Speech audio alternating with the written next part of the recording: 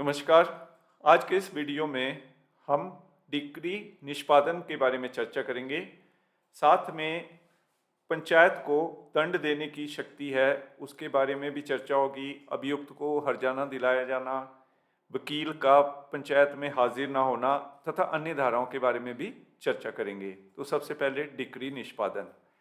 जिस व्यक्ति के हक में ग्राम पंचायत ने डिक्री दी हो, वह व्यक्ति उसके निष्पादन के लिए प्रार्थना पत्र दे सकता है और ऐसा प्रार्थना पत्र देते समय उतनी ही फीस देनी होगी जितनी मूल वाद में पहले दी थी।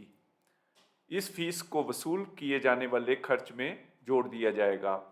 तो किसी के पक्ष में या किसी के हक में डिक्री या आदेश पंचायत द्वारा पारित किया जाता है तो उसके निष्पादन के लिए, उसकी इम्प्लीमेंटेशन के लिए वो पंचायत में प्रार्थना पत्र दे सकता है और उसके लिए उतनी फीस देनी होगी जितनी कि उसने मूल वाद में पहले दी थी।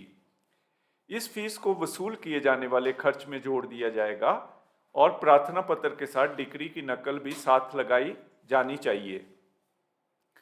ऐसा प्रार्थना पत्र प्राप्त होने पर ग्राम पंचायत नियम 85 के अधीन दूसरे पक्ष को नोटिस देगी कि वह डिक्री की राशि को 30 दिन या अधिक से अधिक 3 माह में जैसा ग्राम पंचायत निश्चित करे अदा करे।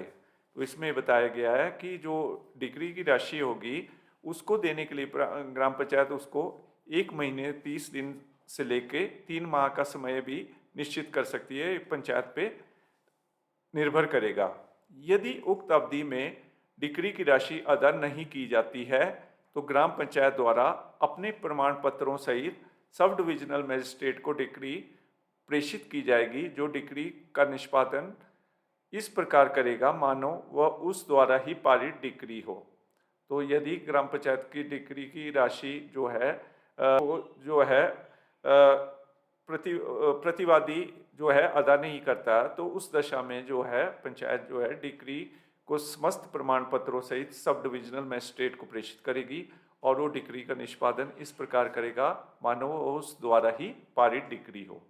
प्रमाण पत्र देते समय भी उतनी ही फीस ली जाएगी जितनी की पहले ली गई थी और इसे भी वसूल किए जाने वाली राशि में जोड़ दिया जाएगा।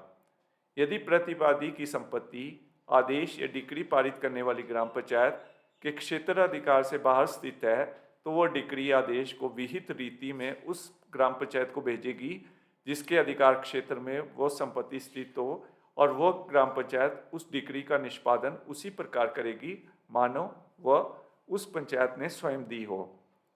तो इसमें बताया गया है कि अगर जो प्रतिवादी है उसकी संपत्ति जो है पंचायत के क्षेत्र अधिकार के बाहर स्थित हो या वहाँ पंचायत का ना रहने वाला हो, किसी दूसरी अन्य पंचायत का रहने वाला हो, तो पंचायत जो है वो डिक्री या आदेश को उस संबंधित पंचायत को भेजेगी और वो संबंधित पंचायत डिक्री का निष्पादन इस प्रकार करेगी जैसे वो स्वयं उस पंचायत द्वारा पारित डिक्री हो। इसमें अन्य इस धारा में हम चर्चा करेंगे पंचायत को दंड देने की शक्ति। हिमाचल प्रदेश पंचायती राज अधिनियम की धारा 33 के अनुसार ग्राम पंचायत किसी भी मामले में दंड के रूप में अधिक से अधिक 100 रुपये तक जुर्माना कर सकती है।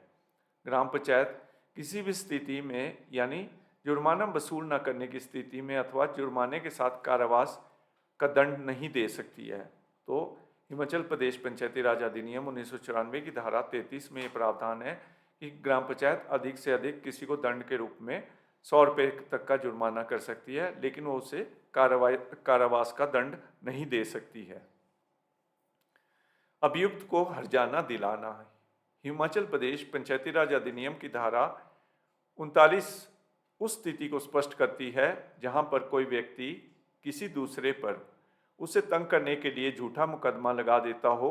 ऐसी स्थिति में अगर पंचायत को यह स्पष्ट हो जाता है कि मुकदमा झूठा और जानबूझकर तंग करने के लिए लगाया गया हो, तो पंचायत झूठा मुकदमा लगाने वाले को यह आदेश दे सकती है कि जिसके खिलाफ ये झूठा मुकदमा लगाया गया है उसे हर्जाना दे। उस हर्जाने की राशि अधिकतम 200 रुपये तक हो सकती है। तो हिमाचल प्रदेश पंचायती राज अधिनियम की धारा 39 में स्पष्ट किया गया है कि यदि किसी व्यक्ति ने किसी अन्य व्यक्ति के विरुद्ध झूठा और जानबूझकर तंग करने के लिए कोई मुकदमा लगाया है तो तो उस व्यक्ति से हर्जाना लिया जा सकता है और जिस व्यक्ति के खिलाफ ये आदेश मुकदमा लाता है तो उस व्यक्ति को हर्जाने के रूप में अधिकतम 200 रुपये की राशि दी जा सकती है पंचायत के द्वारा। इसमें हम अगली धारा में चर्चा करेंगे वकील का हाजिर ना होना। हिमाचल प्रदेश पंचायती राज अधिनियम की धारा 57 व 58 इस धारा के अंतर्गत यह प्रतिबंध है कि कोई भी वकील किसी पक्ष की ओर से पैरवी या वकालत करने के लिए ग्राम पंचायत के सामने पेश नहीं हो सकता है। वाद व अभियोग की पैरवी पक्ष को स्वयं करनी होगी। यदि किसी कारणवश स्वयं पैरवी नहीं कर सकते हो तो वह अपने किसी प्रतिनिधि को जिसे पंचायत स्वीकार करे से पैरवी करवा सकते हैं, परंतु कोई वकील व कानूनी व्यवसायी किसी की पैरवी करने के लिए प्रतिनिधि नहीं हो सकता। तो हिमाचल प्रदेश की पंचायती राज अधिनियम की धारा 57 व 58 में यह प्रावधान है कि कोई भी वकील जो है किसी भी पक्ष की ओर से पैरवी या वकालत पंचायत के समक्ष नहीं कर सकता है। वाद या अभियोग की पैरवी उस पक्ष को स्वयं करनी होती है। यदि वो स्वयं पैरवी नहीं कर सकता तो अपने किसी प्रतिनिधि जिसे पंचायत स्वीकार करती है वो उससे अपनी पैरवी करवा सकते हैं, लेकिन कोई वकील या कानूनी व्यवसाय किसी की पैरवी करने के लिए प्रतिनिधि नहीं हो सकता है। अपील।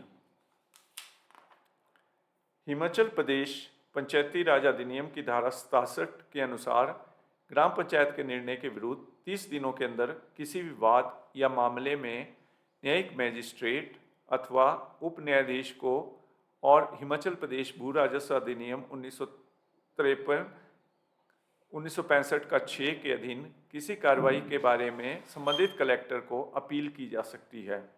तो इसमें हिमाचल प्रदेश पंचायती राज अधिनियम में ये की धारा 67 में ये प्रावधान किया गया है कि जो ग्राम पंचायत द्वारा जो निर्णय लिया जाता है, फैसला लिया जाता है, उसके विरुद्ध 30 दिन के भीतर कोई भी अपील की जा सकती है। अपील करने का अधिकारी शिकायतकर्ता अथवा जिसके खिलाफ शिकायत की गई हो दोनों को है। सक्षम न्यायालय अपील को रद्द भी कर सकता है और साथ में 50 रुपये तक जुर्माना भी कर सकता है। तो अपील करने का जो अधिकार है उस शिकायतकर्ता को भी है और जिसके खिलाफ शिकायत की गई है दोनों को है। और सक्षम न्यायालय जो है अपील को रद्द भी कर सकता है और साथ में 50 रुपये तक का जुर्माना भी उस व्यक्ति पे कर सकता है। हिमाचल प्रदेश पंचायती राज अधिनियम की धारा 68 के अनुसार यदि अपील नहीं की जाती है तो पंचायत का फैसला अंतिम होगा। यदि कोई व्यक्ति पंचायत के निर्णय के विरुद्ध अपील नहीं करता है तो जो पंचायत द्वारा दिया गया फैसला है वो अंतिम माना जाता है। धारा 69 के अंतर्गत यदि कोई अपील तुच्छ समझी जाए तो अपीलार्थी को यथास्थिति संबंधित मैजिस्ट्रेट, सब जज या कलेक्टर द्वारा 50 रुपये तक का जुर्माना किया जा सकता है। तो इसमें यह प्रावधान है कि यदि कोई अपील जो है वो तुच्छ मान ली जाती है तो उसमें संबंधित मैजिस्ट्रेट, सब जज या कलेक्टर अपीलार्थी पर 50 रुपये का जुर्माना कर सकता है। ग्राम पंचायत को संरक्षण। इसमें हम चर्चा करेंगे कि किस प्रकार न्यायिक कार्रवाई में पंचायत प्रतिनिधियों को संरक्षण प्रदान किया गया है। हिमाचल प्रदेश पंचायती राज अधिनियम की धारा 73 के अनुसार ग्राम पंचायतों को संरक्षण दिया गया है। अगर कोई भी ग्राम पंचायत के सदस्य की उस समय अवहेलना अथवा अपमान करता है जब वह केस की सुनवाई कर रहे हो तो दोषी को वही सजा मिलेगी जो अदालत का अपमान करने के लिए मिलती है। न्यायिक कार्यों के बारे में न्यायिक अधिकारी संरक्षण अधिनियम 1850 के उपबंध लागू होंगे। तो हिमाचल प्रदेश पंचायती राज अधिनियम की धारा 73 के अनुसार ग्राम पंचायतों में न्यायिक कार्रवाई में बैठे हुए पंचायत प्रतिनिधियों को संरक्षण प्रदान किया गया है और उस समय उन पंचायत प्रतिनिधियों या सदस्यों का कोई अपमान या उनके विरुद्ध कोई अपमानजनक टिप्पणी या शब्द कहता है जब वो केस की सुनवाई कर रहे हों तो दोषी को सज़ा मिलेगी और वो सज़ा उसी प्रकार दी जाएगी जिस प्रकार की अदालत का अपमान करने के लिए मिलती है। हिमाचल प्रदेश पंचायती राज अधिनियम की धारा 32 के अंतर्गत भारतीय दंड संहिता की जिन धाराओं की सुनवाई का अधिकार ग्राम पंचायत को दिया गया है में भी यह अधिकार शामिल है।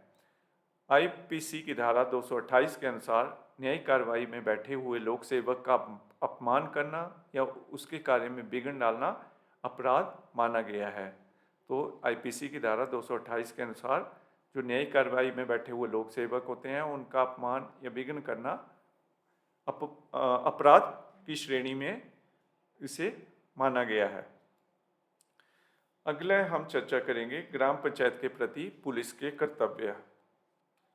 इसमें बताया गया है कि हिमाचल प्रदेश पंचायती राज अधिनियम की धारा 74 में पुलिस और ग्राम पंचायत के आपसी तालमेल की बात की गई है। कोई ऐसा अपराध जिसकी जानकारी पुलिस को मिलती है जो ग्राम पंचायत के अधिकार क्षेत्र में आता है की सूचना व पुलिस अधिकारी संबंधित पंचायत को देगा, ना कि उसकी शिकायत अपने यहाँ दर्ज करेगा। तो इसमें बताया गया है कि जो पंचायत की समायत के मुकदमे होते हैं उनके उन्हें जो है पुलिस अधिकारी जो है संबंधित पंचायत को ट्रांसफ़र करेगा और अपने यहाँ उसे दर्ज नहीं करेगा। इसके लिए आवश्यक है कि वह अपराध धारा 32 के अंतर्गत भारतीय दंड संहिता की जिन धाराओं की सुनवाई का अधिकार ग्राम पंचायत को दिया गया है की सूची के अंतर्गत आता हो और इसके साथ ही पुलिस पंचों को ऐसी शिकायत का कानूनी रूप से निपटारा करने हेतु मदद देगी। तो इसमें यह है कि जो जिन धाराओं को सुनने का अधिकार ग्राम पंचायत को दिया गया है, यदि उन धाराओं के अंतर्गत शिकायत की गई है तो वो जो शिकायत होगी वो ग्राम पंचायत को ट्रांसफ़र की जाएगी। इस धारा से यह स्पष्ट है कि पुलिस ऐसे किसी भी काम को जो ग्राम पंचायत की अधिकारिता में आते हैं की जानकारी मिलने के बावजूद भी अपने अधिकार में नहीं ले सकती है, परंतु पंचायत की मदद कर सकती है।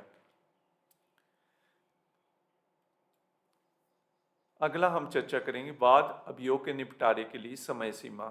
तो कोई भी जो मुकदमा पंचायत में दर्ज किया जाता है उसके लिए कितनी समय सीमा है। नियम 84 के अंतर्गत प्रत्येक वाद अथवा अभियोग का निपटारा ग्राम पंचायत को 3 मास के भीतर कर देना चाहिए। तो इसके लिए समय अवधि है कि कोई भी जो वाद या अभियोग पंचायत में दर्ज होता है उसका निपटारा जो है 3 मास के भीतर हो जाना चाहिए। यदि इस अवधि में वाद अभियोग का निपटारा नहीं किया जा सकता है तो देरी के कारण को रजिस्टर में लिखा जाना चाहिए। तो यदि किसी कारणवश ये वाद या अभियोग का निपटारा 3 माह के भीतर नहीं होता है तो जो देरी के कारण है वो संबंधित रजिस्टर में दर्ज करने होंगे। आज के इस वीडियो में हम इतना ही चर्चा करेंगे, शेष आगामी वीडियो में हम चर्चा करेंगे। धन्यवाद।